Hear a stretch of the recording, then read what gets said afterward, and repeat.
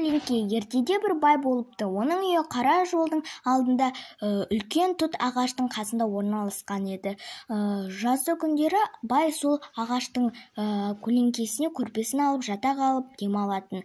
Үйдің іші қапырық болып жатқанда, сондай қапырық күндері шаруа байдың үйінің қасынан өтіп кетіп, сол ағаштың көлеңкесіне жата қалып ұйықтап қалатын. Оны көрген бай ашуланып, сен кімсің, тез мына жерден тұр да басқа жерге кет деп айғай салады екен. Оны естіген шаруа, мен неге кетуім керекпін деп сұрайды. Сонда бай одан сайын ашуланып, бұл менің ағашым, менің көлеңкем деп қайтадан шаруаға айқайлап тастайтын. Сонда шаруа көп ойланбай байға ұсыныс жасайды.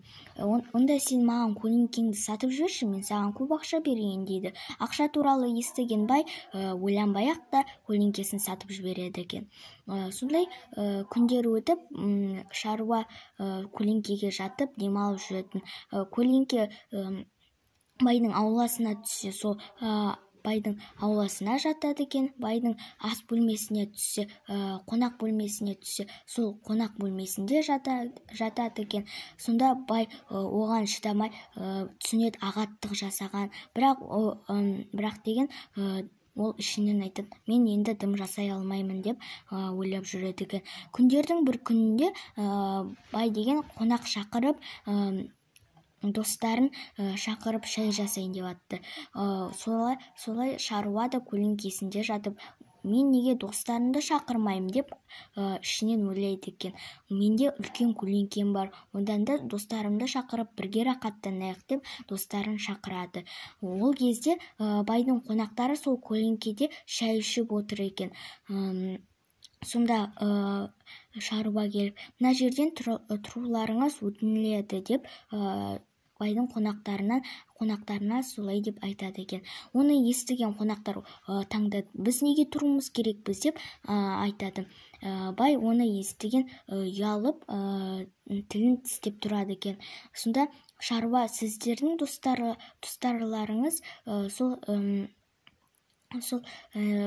көлеңкені сатып жіберді деп айтып қояды екен.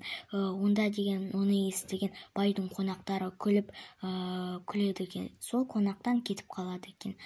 Сонда шаруа да достарымен сол көлеңкеде отырып шай ішіп бастайды екен. Сонда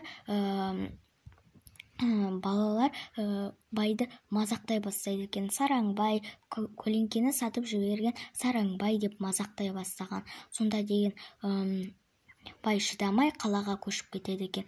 Сонда шаруаның тапқырлығы мен байдың үйі де, көлеңкесі де шаруаныкі болып шықты.